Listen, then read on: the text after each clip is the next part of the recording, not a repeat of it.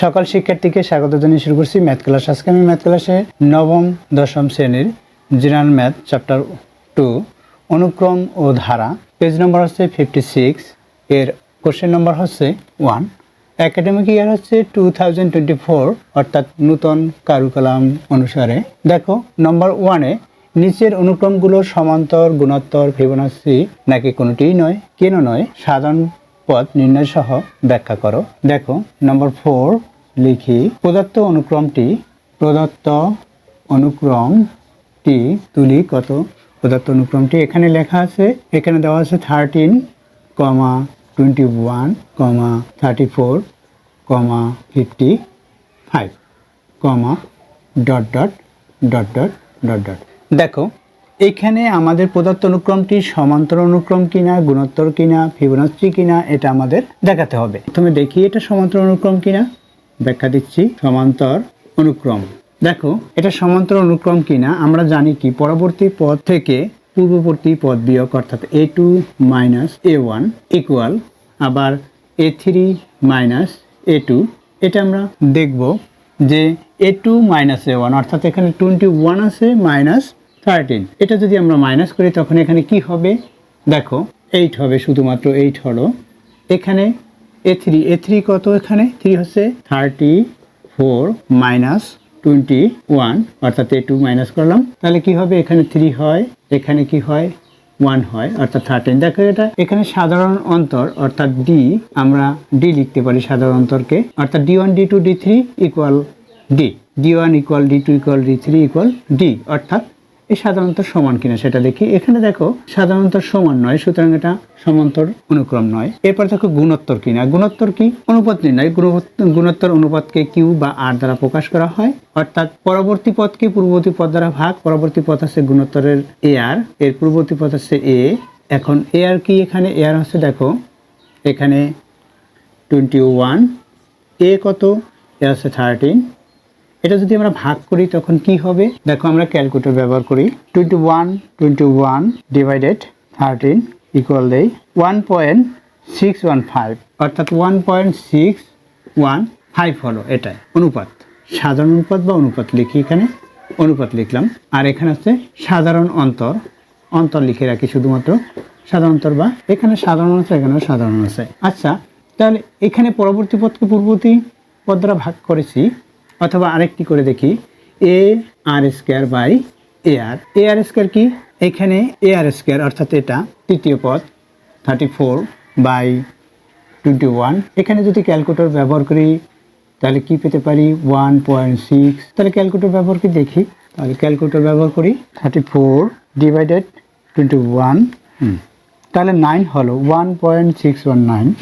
দেখো এখানে 619 হলো। এরপরে এরপরে আসে, দেখো 1.619, এখানে আছে 5, এখানে 9, অর্থাৎ এই দশমিক বিন্দুর পরে ডান দিকে তৃতীয় অঙ্কটি, এখানে দশমিক বিন্দুর পরে ডান দিকে তৃতীয় অঙ্কটি হচ্ছে এখানে 5, এখানে 9, অর্থাৎ ভিন্ন ভিন্ন অনুপাতও ভিন্ন ভিন্ন পেয়েছি। সুতরাং এখানে সমান্তর অনুক্রম বা গুণোত্তর অনুক্রম নয় প্রদত্ত অনুক্রমটি। ফিবোনাচি কিনা সেটা প্রমাণ করব। দেখো এটা সাধারণত পরপর দুইটি পদের যোগফল পরবর্তী পদের সমান কিনা। দেখো এটার সাথে এটা যোগ করি, 3-এর সাথে এই 3, 3-এর সাথে 1 যোগ করি 4 হবে, আবার এই 1-এর সাথে এই 2 যোগ করি 3 হবে। সুতরাং দেখো এই দুইটি পদের যোগফল এই পদের সমান, অর্থাৎ এই দুইটি পদ যোগ করলে এটা সমান হয়, আবার এই দুইটা পদ যোগ করি এই পরবর্তী পদের সমান কিনা দেখি। এই 4-এর সাথে 1 প্লাস করি 5 হবে, 3-এর সাথে 2 প্লাস করি 5 হবে। দেখো এটাও তদ্রূপ, পরপর দুইটি পদের যোগফল পরবর্তী পদের সমান। সুতরাং এটি একটি ফিবোনাচি। এখানে প্রদত্ত অনুক্রমটি সমান্তর বা গুণোত্তর অনুক্রম নয়, তাহলে ফিবোনাচি কিনা সেটা প্রমাণ করি। এটা শুধুমাত্র যেহেতু ফিবোনাচি দেখতে পাচ্ছি আমরা এটা অনুক্রমটি, তাহলে আমরা প্রথম হতেই ফিবোনাচি কিনা সেটা আমরা প্রমাণ করতে পারি। যেহেতু এই প্রদত্ত অনুক্রমটি আমরা দেখে ধারণা করব কোনটি হবে, সেটি প্রমাণ করলেও আমাদের সংক্ষিপ্ত নিয়মে অঙ্কটি সমাধান হবে। তাহলে দেখো কিভাবে করতে হবে। পরপর দুইটি পদের যোগফল পরবর্তী পদের সমান, তাহলে লিখি, মনে করি প্রদত্ত অনুক্রমটি, লিখি মনে করি প্রদত্ত অনুক্রমটি S1, S2, S3, S4, dot dot dot, এটা আছে।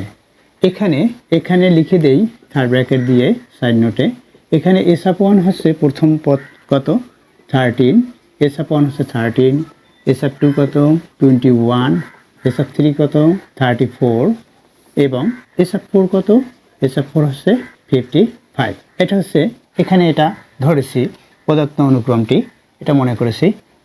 তারপর হচ্ছে সূত্র অনুসারে আমরা করব পরবর্তী দুইটি পদের যোগফল, অর্থাৎ A3 equal S up one plus S up two.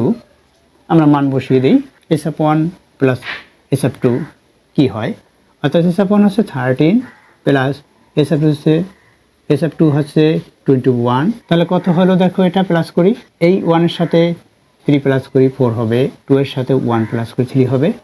দেখো এখানে কি হলো, অতএব আমরা লিখতে পারি S up three equal S up one plus S up two.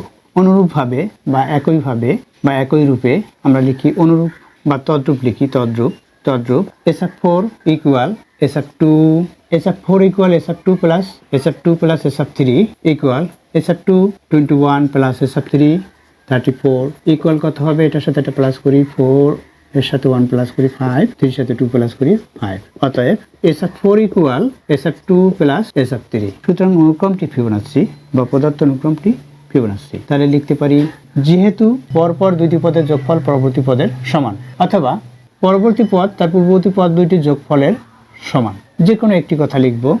এখানে পরবর্তী পদ এর পূর্ববর্তী পদ দুইটির যোগফলের সমান, পূর্ববর্তী পদ দুইটির যোগফলের বা সমষ্টির সমান, যোগফলের সমান, অর্থাৎ পরপর দুইটি পদের যোগফল পরবর্তী পদের সমান, এটাও লিখতে পারি।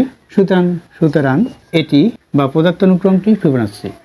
সুতরাং প্রদত্ত অনুক্রমটি ফিবোনাচ্চি। দেখো প্রদত্ত অনুক্রমটি ফিবোনাচ্চি হলো, সুতরাং এর সাধারণ পথ নির্ণয় করব। সাধারণ পথ নির্ণয় এখানে প্রদত্ত অনুক্রমটির এখানে লিখতে পারি, এখানে অনুক্রমটির পদের সংখ্যা n হলে অনুক্রমটির পদের সংখ্যা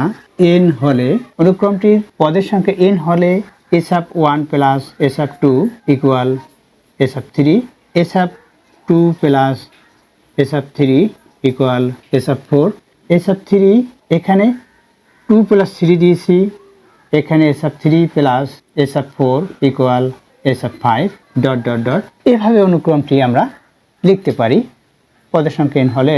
এটাই সাধারণত অনুক্রমটির সাধারণ পথ এখন লিখব। অতএব সাধারণ পথ হবে, অতএব n তম পথ f সাব n ইকুয়াল f সাব n minus one plus f সাব n minus two dot dot dot. সুতরাং n তম পথ হচ্ছে f সাব n ইকুয়াল এত। এখানে f দ্বারা যদি চিহ্নিত করি, f দ্বারা চিহ্নিত করলে সাধারণ পথ হবে এটা। আশা করি এটি বুঝতে পেরেছো। এতক্ষণ ম্যাথ ক্লাসের সাথে থাকার জন্য সকলকে ধন্যবাদ জানিয়ে আজকের মতো বিদায় নিচ্ছি।